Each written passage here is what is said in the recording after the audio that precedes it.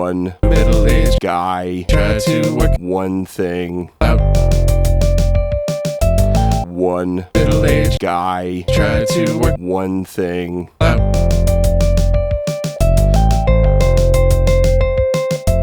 Welcome, dear listener, to a special bonus mini episode of Two Middle-Aged Guys Trying to Work It All Out, featuring one middle-aged guy trying to work one thing out. It's me, Dave, here without Chris again. I know we've done a few of these episodes recently, and I don't have like a funny thing about Chris being in prison or missing or absconding with the TMAG funds. This has actually got a serious, real, in-universe, actual reason for why I'm doing this mini episode on Alien Earth, and Chris is not. By the way, I guess I just spoiled it as if the thumbnail didn't. This is a very quick, spoiler-free discussion of the new Hulu series, Alien Earth's first two episodes, which came out, mid-August. So, the reason why it's just me, and not me and Chris, the two middle-aged guys, is because we are taking different approaches to watching this. Chris is going to wait for the entire season to be available and binge it all at once. And I am watching each episode drop as it happens, weekly, or in this case, the first two episodes happen in the first week. And I think it really just comes down to I'm so excited for this series that I couldn't wait. So I had to just jump right in. And Chris will get a chance to see it at some point later on. But whether or not you've seen those first two episodes or are considering it, this TMAG Mini, this little episode of our show, is for you because it is spoiler-free.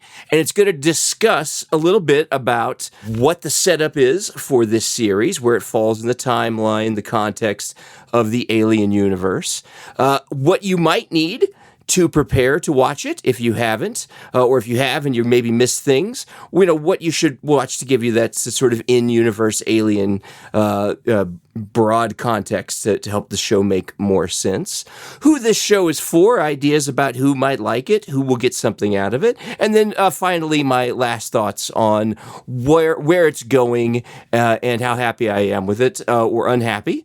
And of course, as I said, spoiler-free. You will only hear from me what you have seen in promotion for this film, in the few, and I mean the promotion for this film has been light, few trailers or internet spots that you might have seen for this. And I think the promotion has been light. I would say don't know, but it feels like on purpose to sort of create an air of mystery around what's going on with this. So you're getting little tiny tidbits of Alien Earth, so it's not it's spoiled for you. And what has been shown in the promotion appears to largely, if not entirely, be from, or at least I'd say 90% from those first two episodes. So they did a really good job keeping some mystery behind this, not telling you very much at all, just enough to whet your appetite and get you interested. So let's start. Some context.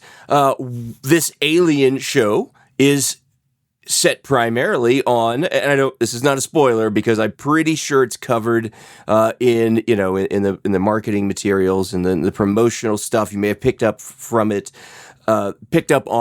from the trailers and the shots of the outdoor. It's set on Earth. The name of the show is Alien Earth. It's primarily set on Earth. There is some space stuff, but it's, which you have seen in the promo material, but it's primarily set on Earth. And this is the first time we have gotten to visit Earth in the Alien cinematic universe. So this is really exciting. This is going to give us a glimpse of what Earth is like and where it fits in the timeline. And I don't think this is a spoiler. I think that you can find this before the show was released in the marketing materials. This is occurring just before, about 2 years before the first Alien movie. So the 1979 Ridley Scott film starring Sigourney Weaver, Tom Skerritt. This film, this series, Alien Earth, is set just before that. So, and I guess in the full big timeline, that would mean it's about 20 or so years after Alien Covenant. So it's kind of in a weird spot,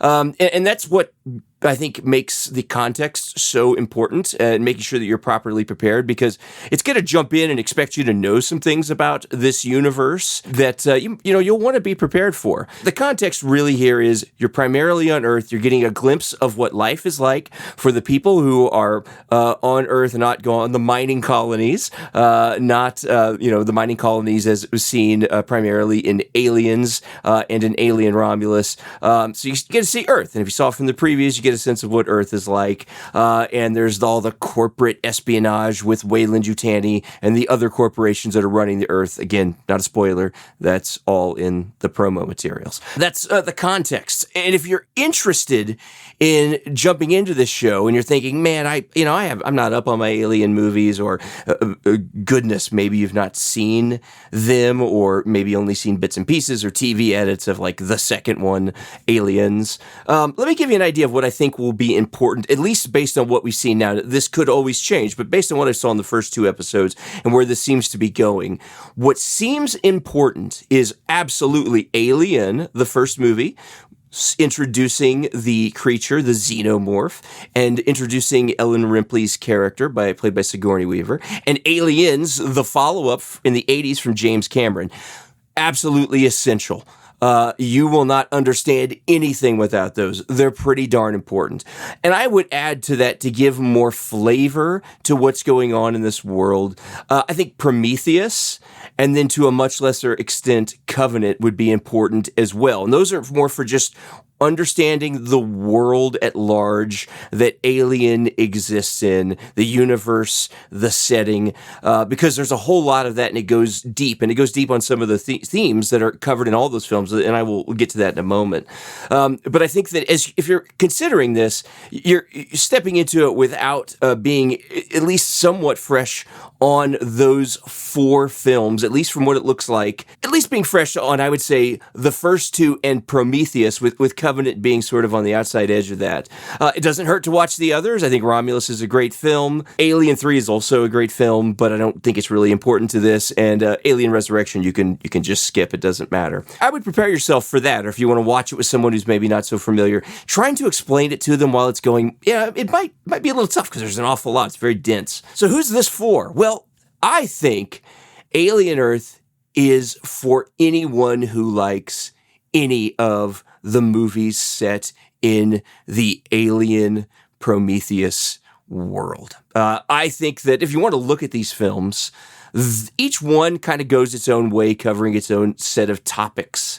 And I believe that Earth is going to give us a little bit of all of those, or at least a little bit of most of those. And I think it can do that because it's 8 episodes and each episode is an hour. That's a lot of space to fill. They can go in a lot of different directions, cover a lot of bases without it feeling cramped or crunched. So if you think about Alien is monster in space with a group of folks in a bottle, no weapons, trying to survive it. It really could be set in the 1500s and a pirate ship crash landing on an island, bringing a weird creature back with them, trying to get back on the ship and going back out to sea. And that's how Alien works, right? It's in space, and that's its setting, and it's awesome.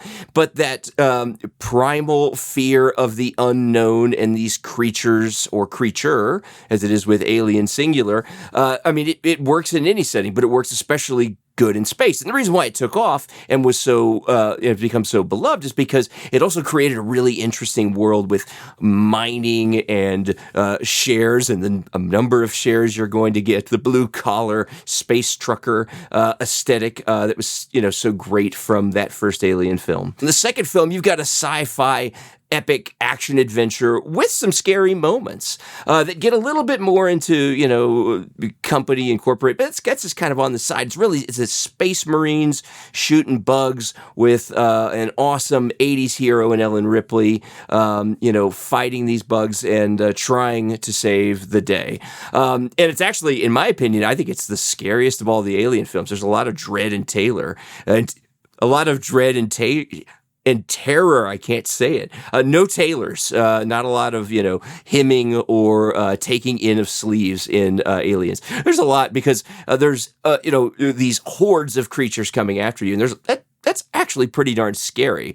So I think it's actually Aliens is the scariest movie in the franchise. And then you go on, Alien 3 kind of takes you back to those roots of that scary, trapped in a place bottle movie. And then, you go to Prometheus, which has got all these questions about creation and man's relationship with its creator. And what does it mean to be a human? And then you've got Covenant, which has got a whole lot of, man venturing out into space. What will we find? Establishing a colony. Much more about identity and what makes us human and what is a human. And then I think Romulus also has some fantastic stuff about, what is the difference between a real person and an artificial person, and the workers as a cog in the machine of the corporate system and sort of the dystopian view. There's a lot of different ground that is covered in these films. And I think Alien Earth is got a little bit of all of those. And you can kind of look at the trailer, you're going to see you've got action, you've got some sort of quiet moments in what you see in the promos. It really does touch upon all those things. You get bug fighting, you get existential questions about artificial humanity and enhanced humanity and the race of flesh and blood creatures and machines, and our search for life outside of our own understanding of humanity.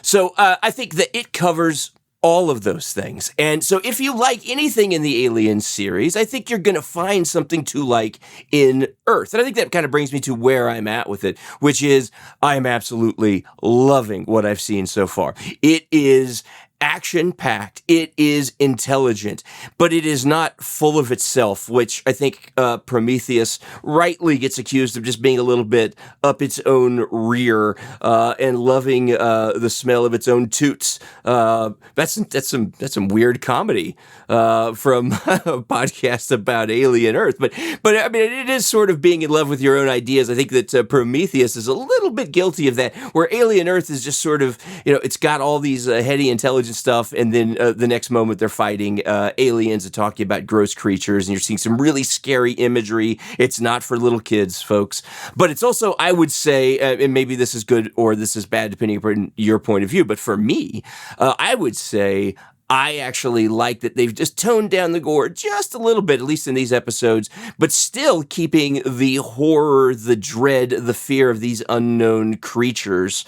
And they're making the universe a whole lot bigger. They're making Earth a whole lot more interesting. They're making the concept of the man-machine relationship, which was so key a part of all of the Alien films, but I would say, in Aliens, between Ripley and Bishop, and then in Prometheus with the character David and his feelings towards humans and towards the engineers. Very complicated character. I think you get all of those things, and you get new stuff and new concepts thrown out that are even broaden your view of this universe. So I think there's something for everybody here, and I think that what I've seen so far in terms of the aesthetic is very cool. It's got some of that retro-futuristic stuff, so the things in Alien don't look too terribly out of place. And it's but it's also got just future stuff. So there's some verisimilitude to what we are experiencing in our view of the future. So it's a whole lot of fun in that regard. And you can pick out little things. Well, hey, that tech looks like